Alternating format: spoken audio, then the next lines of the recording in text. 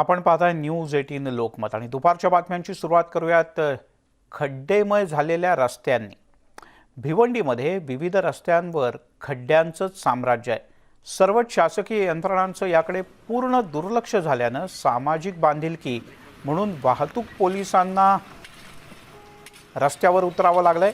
भिवंडीमध्ये विविध मार्गावर पडलेले खड्डे बुजवण्याचं काम वाहतूक पोलिसांनी सुरू केलं आहे। मुंबई नाशिक महामार्गावर तसंच ठाणे ते भिवंडी, कशेळी ते अंजूर फाटा आणि मानकोळी ते चिंचोटी कामण या रस्त्यावर खड्ड्यांचं साम्राज्य आहे। खड्ड्यांमुळे परिसरात प्रचंड वाहतूक कोंडी होते आणि वाहतूक पोलिसांवरचाही ताण मोठ्या प्रमाणात वाढतो। टीव्ही स्क्रीनच्या डाव्या बाजूला तुम्हाला भिवंडी मार्गावर वाहतूक पोलीस काम करताना दिसत आहेत, तर तिथे पुण्यात सुद्धा या वाहतूक पोलिसांना महानगरपालिकेला लाज वाटली पाहिजे अशा प्रकारचं कौतुकास्पद कृत्य केलंय। ड्रेनेजचं पाणी पूर्णपणे तुंबलेलं होतं आणि पुण्यातल्या कोंढवा लुल्लानगर चौकात हा सगळा परिसर जलमय झाला होता। वाहनांचा मोठा खोळंबा झाला होता, ट्रॅफिक जाम होत होतं। इथे कर्तव्यावर असणाऱ्या वाहतूक पोलीस निखिल नागवडे यांनी शेवटी पाण्यामध्ये उतरून या पाण्याचा निचरा करायचं ठरवलं। पावसाच्या आधी ड्रेनेजच्या सफाईचं काम पूर्ण करणं हे महापालिकेचं काम आहे, पण ते पूर्ण न झाल्यानं अखेर वाहतूक पोलिसालाच पुढाकार घ्यावा लागला आणि नागरिकांची कुचंबणा होऊ नये, रस्त्यात वाहतुकीची कोंडी होऊ नये म्हणून पुन्हा एकदा पुण्यातही वाहतूक पोलिसालाच काम करावं लागलं। या दोन्ही ठिकाणी महापालिकेच्या कार्यक्षमतेवरती या खड्डे भरण्यानं आणि पाण्याचा निचरा करण्यानं भलं मोठं प्रश्नचिन्ह निर्माण झालंय।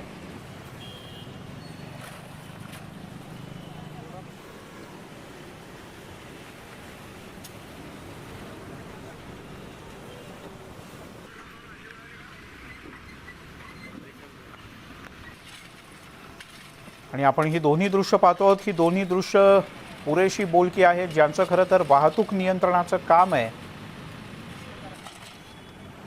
आणि आता थेट जाऊयात कोल्हापूरला। मंत्री हसन मुश्रीफ पत्रकार परिषद घेत आहेत, त्यांच्यावर किरीट सोमय्या यांनी आरोप केले।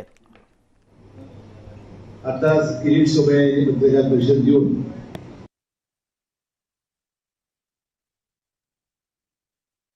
मुश्रीफ ग्रामविकास मंत्री 27 कोटी काहीतरी घोटाळ्याचा आरोप आहे।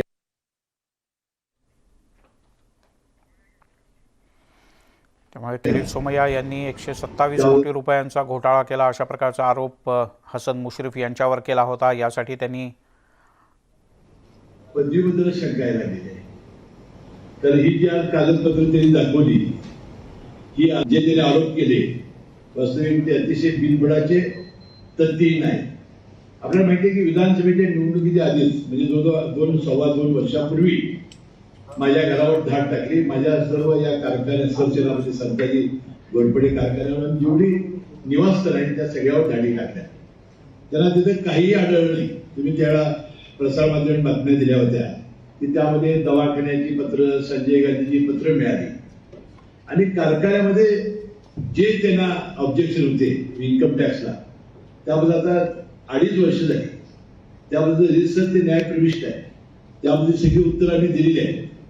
आता मला सांगा 2.5 वर्ष झाली धाड टाकून त्याच्याबद्दल काही अजून कारवाई झालेली नाही आणि आता किरीट सोमय्या उठून ही बिनामी आहे, मनी लॉन्ड्रिंग आहे, कुठून शोध लावला यांनी?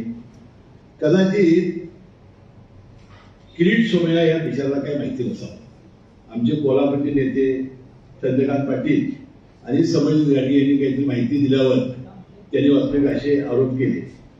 वास्तविक त्यांनी येऊन माहिती घ्यायला पाहिजे होती कागलला, कोल्हापूरला। ते जर आले असते तर त्यांना स्पष्टपणाने कळालं असतं की हे खरं काय। मी किरीट सोमय्याला सांगू इच्छितो, जवळजवळ हजारो शेतकऱ्यांनी याच्यामध्ये पैसे गुंतवलेले आहेत। 9 ऑगस्ट मला वाटते 2011 काहीतरी आम्ही क्रांती दिवशी हा कारखान्याचे शेष गोळा करायला निघालो। याचा इतिहास तुम्हाला माहिती आहे की छत्रपती शाहू कारखान्यामध्ये आपण त्यांच्या उभारणीमध्ये आपलं योगदान होतं, अमेरिका कारखान्यामध्ये योगदान होतं। काही आपले मतभेद झाले, विक्रमशिव राजेंच्यावर झाले, मंडिक साहेबांच्यावर झाले, आणि आम्हाला तिथून राजकीय बदल व्हायला लागला आणि मग आमच्या सगळ्या कार्यकर्त्यांना शेतकऱ्यांना आपला कारखाना पाहिजे म्हणून आपण कारखाना काढायला घेतला. त्यावेळी सरकारनं सहकारी कारखानदारी बंद केली होती, रजिस्ट्रेशन बंद केलं होतं, भाग भांडवल बंद केलं होतं, म्हणून आपल्याला पब्लिक लिमिट हा कारखाना काढावा लागला.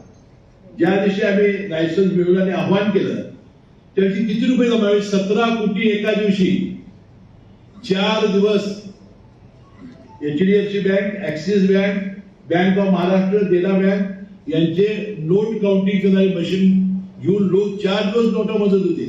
तर आमच्या बाया बापड्यांनी, आमच्या शेतकरी 5 रुपयाच्या, 10 रुपयाच्या, 50 रुपयाच्या नोटा आणलेल्या होत्या. आणि मग हजारो लोकांनी पैसे दिल्यानंतर त्याची सुद्धा कोल्हापूरच्या इन्कम टॅक्स मध्ये तपासणी झाली या तक्रारीवरनं. आणि रँडमली हजारो शेतकऱ्यांची त्यांनी चौकशी केली नोटिसा काढून, बँकेची पासबुक मागवली, त्या खात्यात त्याविषयी पैसे होते काय बघितलं, म्हणजे हसन मुश्रीफला देऊन तरी ते पैसे आले आहेत काय असा केला आणि त्याला आश्चर्याचा धक्का बसला. त्याच्यानंतर सुद्धा आपल्याला हे पैसे आले. आपण भाग भांडवल गोळा केलं आणि नॅशनलाइज बँकेच्या वतीनं म्हणजे Punjab national bank, lead bank, union bank, bank of Maharashtra, त्यानंतर अशा अनेक बँका घेऊन आपण हा कारखाना उभा केला आणि त्याची कर्जफेड ही झाली 9वा हंगाम. आता त्याची कर्जफेड झाली याची काही माहिती त्या किरीट सोमय्याला नाही. म्हणजे हा खरोखरच कुणीतरी सांगितल्यामुळं. म्हणून वास्तविक आपल्याला राजकारणामध्ये, समाजकारणामध्ये आपली प्रतिमा तयार करायला अनेक वर्षे घालवावी लागतात, कष्ट करावे लागतात. आणि ही प्रतिमा एकदा चांगली झाल्यानंतर त्याला डागाळण्यासाठी कुणी यावं आणि डागळावं ही परिस्थिती. म्हणून मी यापूर्वी अशा प्रकारचे माझ्यावर ज्याच्यावर आरोप झाले तेव्हा मी आबरूनुसार जे दावे केले आहेत 50-50 कोटी, मला माहिती आहे. आता हा 7वा दावा. वास्तविक माझ्या लोकांच्या विश्वासाला तडा जाऊ नये म्हणून माझ्यावर अनेक लोकांचा विश्वास आहे. आणि माझी जी बदनामी झाली, माझी कुटुंबियांची बदनामी झाली, घोटाळ्याचा पैसा आहे म्हणून झाली. अरे बाबा, मी 17 वर्ष म्हणते या राज्यामध्ये, माझ्यावर एक साधा आरोप झाला नाही, कुणी चर्चा केली नाही, माझ्यावर कधी या पद्धतीची चौकशी झाली नाही. जशी भारतीय जनता पार्टी काळात अनेक घोटाळे बाहेर पडले, चिक्की घोटाळा झाला, हे घोटाळा झाला, तो मुंबईच्या गृहनिर्माणचा घोटाळा, असे घोटाळे आपले झाले नाही आणि माझ्यावर तर कधीच नाही. आणि म्हणून अशी आपण प्रतिमा तयार केली असताना कुणीतरी उठून तो डागाळतो. म्हणून मी येत्या 2 आठवड्यामध्ये किरीट सोमय्यावर फौजदारी आबरूनुसारचा 100 कोटीचा दावा या कोल्हापूरच्या सेशन कोर्टात करतोय. आणि ज्यावेळा ते तारखेला येतील त्यावेळा त्यांनी माहिती घ्यावी काय चाललंय या कोल्हापूरमध्ये. तर आता मी 2 आठवडे केल्यानंतर त्याला यावं लागेल इथं. आणि मग ते लक्षात येईल की भारतीय जनता पक्ष हा कोल्हापूर जिल्ह्याचा सपाट झालेला आहे. त्याच्यामध्ये जिल्हा परिषद, महानगरपालिका, जिल्हा बँक, बाजार समिती, गोकुळ, त्याचं विधान परिषद, पदवीधर विधान परिषद, कुठंही स्थान नाही. आणि शेवटी चंद्रकांत पाटलांना पुण्याला जावं हे तुम्हाला माहिती आहे. आणि म्हणून सातत्याने या कोल्हापूर जिल्ह्यामध्ये पुढे सुद्धा 10 वर्ष भारतीय जनता पक्षाला स्थान नाही. आमची महाविकास आघाडी अशी राहील तर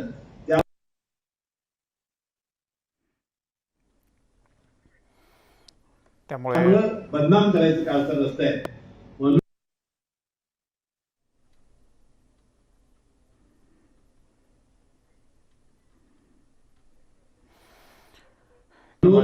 चंद्रकांत पाटलांच्यावर सुद्धा त्यांनी जो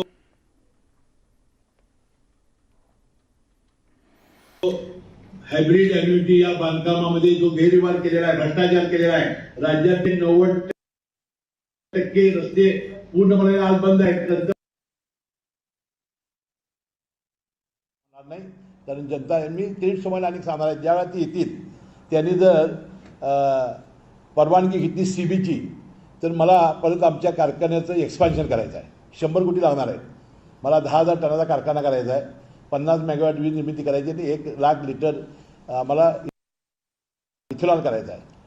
तर 100 कोटी मी त्याला चालले तर त्याला अध्यक्षस्थान करतो मी. आणि 15 दिवसात 50 कोटी रुपये लोक हातानं त्यांच्या आणून देतील आणि 3 महिन्यात 100 कोटी मी जमवतो.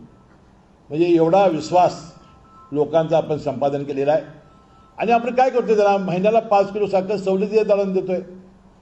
आणि आपण या लोकांच्या प्रेमापोटी लोकांच्या, शेतकऱ्यांच्या, ऊसाच्या साठी, कामगारांच्यासाठी, बेरोजगार कमी करण्यासाठी हा आपण कारखाना तयार केलेला आहे आणि फार मोठं आमच्या सहकार्य शेतकऱ्यांनी केलेलं आहे. लोकांचं सहकार्य, कार्यकर्ते, जीवाभावाचे लोक आम्ही तयार केलेले आहेत.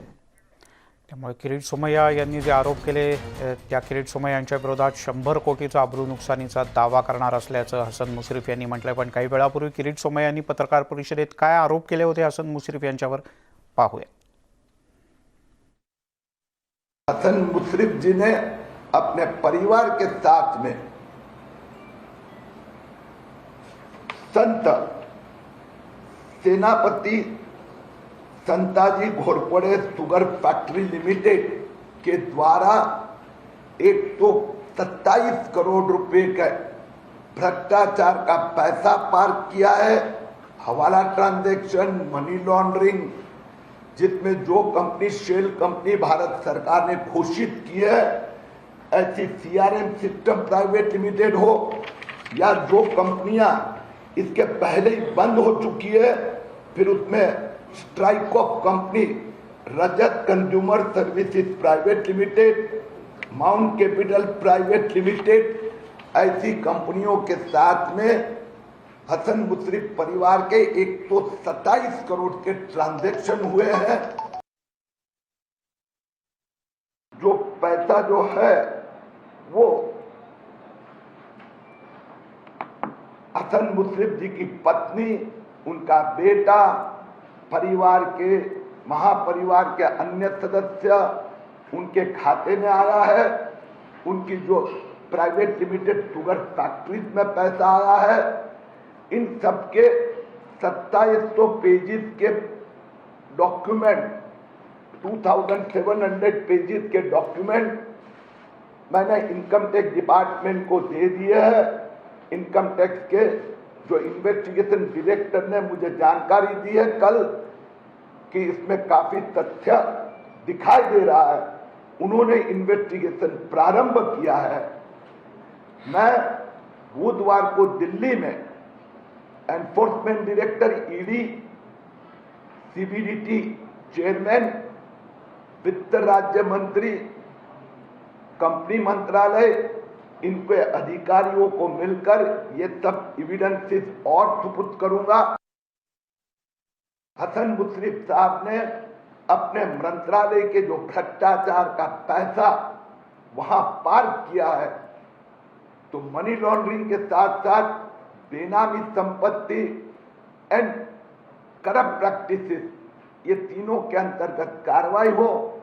एंटी करप्शन ब्यूरो में भी मैं इसकी शिकायत फाइल करूंगा. म्हणजे हा घोटाळा 127 कोटीचा असेल असं नाही, पुढे पुढे पण मी ह्या 3 कंपन्यांची नावं घेतली. त्यातनं एक कंपनी हे भारत सरकार का इन्कम टैक्स डिपार्टमेंट या सगळ्यांनी ऑलरेडी शेल कंपनी घोषित केली आहे. It is for money laundering. त्याचा जो ऑपरेटर आहे प्रवीण अग्रवाल, त्याची इन्क्वायरी पण झाली आहे आणि त्या कंपनीत हे ट्रान्झॅक्शन आहे असं इन्कम टॅक्सनी पण मला सांगितलं. त्यामुळे राजकीय आरोप प्रत्यारोप शिगेला पोहोचलेत. दुपारच्या बातम्यांमध्ये घेऊयात एक छोटासा ब्रेक.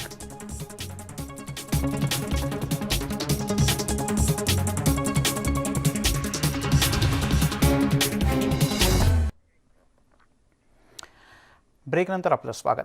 देशामध्ये कोरोना लसीकरण वेगात सुरू असलं तरी तिसऱ्या लाटेचा धोका कायम असल्याची भीती अनेकदा आरोग्य क्षेत्रातले तज्ज्ञ, वैज्ञानिक व्यक्त करतात. अशामध्ये कोरोनाच्या नियमांचं पालन करणं खूप गरजेचं आहे. लसीकरणासाठी नेटवर्क 18 आणि फेडरल बँकेची एक खास मोहीम संजीवनी, अ शॉट ऑफ लाईफ, आणि या मोहिमेच्या माध्यमातून लोक मास्क, सोशल डिस्टन्सिंगच्या नियमांचं पालन करत नसल्याचं दिसून आलंय. लसीकरणाबद्दल सुद्धा काही ठिकाणी थोडी उदासीनता आहे. छोटी शहरं आणि गावांमध्ये जास्त करून ही बेफिकिरी आढळून येते.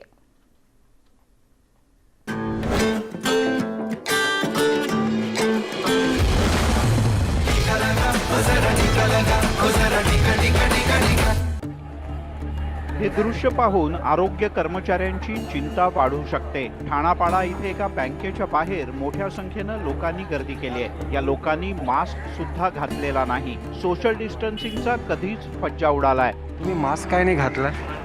मास्क आहे ना. हां आहे ना मास्क. कुठे आहे मास्क कुठे आहे दिसत मला. करोना गेले काय तुम्ही मास्क काय नाही घातलं नाही ना आणलं कुठे आहे मास्क कुठे आहे घरीच. आणि तुमचा मास्क कुठे आहे मास्क कुठे आहे तुमचा मास्क कुठे आहे करोना गेले काय करोना गेले जणू कोरोना हद्दपार झाल्याचा गैरसमज या लोकांमध्ये झाला आहे. यामुळे संजीवनीला लसीकरण आणि कोरोनाच्या बद्दल जनजागृतीचं अभियान छेडावं लागलंय. दुसऱ्या लाटेचा कसा मोठा फटका नागरिकांना बसला होता याची जाणीव ठेवणं सुद्धा गरजेचं आहे. अशा प्रकारच्या बेपर्वाईमुळे तिसऱ्या लाटेचं संकट आणखीन वाढू शकतं. पण पथनाट्याच्या माध्यमातून एक जनजागृती मोहीम राबवली जाते. हो घाबरतात म्हणतात आम्हाला आजार होईल आम्ही दगावू पुढे त्याच्यामुळे लस घेत नाहीत लोक. पण आम्ही खूप सांगतो ना लस घ्या. काही लोक घाबरतात. ते बऱ्यापैकी लसीकरण झालेलं आहे आमचे ते 2-4 वेळेस झालेलं आहे. आम्हाला जो संदेश लोकांपर्यंत पोहोचवायचा आहे त्यासाठी मराठीत तयार करण्यात आलेल्या संजीवनी अँथमचं योगदान खूप मोठं आहे असं कार्यकर्त्यांना वाटतं.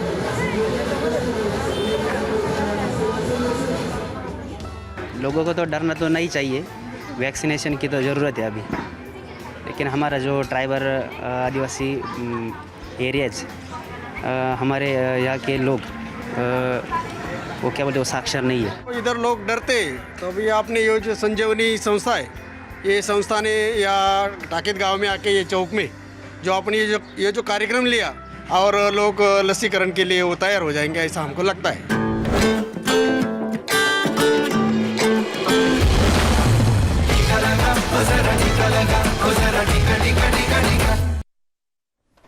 त्यामुळे लस आवर्जून घ्या आणि आरोग्य संदर्भातल्या कोरोनाच्या संदर्भातल्या विविध नियमांचं काटेकोर पालन करा. आणि आता पाहूयात अशा 3 महत्त्वाच्या बातम्या टॉप 3 न्यूज की ज्या तुम्हाला माहीत असणं आवश्यक आहे. ओबीसी आरक्षणाचा मुद्दा तापण्याची शक्यता निर्माण झाली कारण जिल्हा परिषद आणि पंचायत समितीच्या निवडणुकांच्या बद्दल मोठी घोषणा करण्यात आली. 5 जिल्हा परिषद आणि 33 पंचायत समित्यांच्या निवडणुका या ओबीसी आरक्षणाच्या शिवाय आता घेतल्या जाणार आहेत. यामध्ये नागपूर, अकोला, वाशिम, धुळे आणि नंदुरबार या 5 जिल्हा परिषदांचा समावेश आहे. नाशिक जिल्ह्यातील धरण क्षेत्रात मुसळधार पाऊस आहे आणि त्यामुळे गंगापूर, पालखेड, दारणा आणि नांदूर मध्यमेश्वर या प्रमुख धरणांमधून पाण्याचा विसर्ग सुरू झाला आहे. गोदावरी, दारणा आणि नदीकाठच्या गावांना सतर्कतेचा इशारा देण्यात आला आहे. गंगापूर धरणातून 2500 क्युसेक्स पाण्याचा विसर्ग होतोय. त्यामुळे गोदावरी नदीच्या पाणी पातळीत वाढ होण्याची शक्यता आहे. इकडे पालघर जिल्ह्यात गेल्या 12 तासांपासून मुसळधार पाऊस सुरू आहे. त्यामुळे जिल्ह्यातील सूर्या नदीवरील प्रमुख धामणी धरण 100% भरलंय तर दुसरं कवडास धरण सुद्धा 100% भरलंय. या धरणातून तारापूर, MIDC, बोईसर, वसई विरार या शहरांना पाणी पुरवठा केला जातो.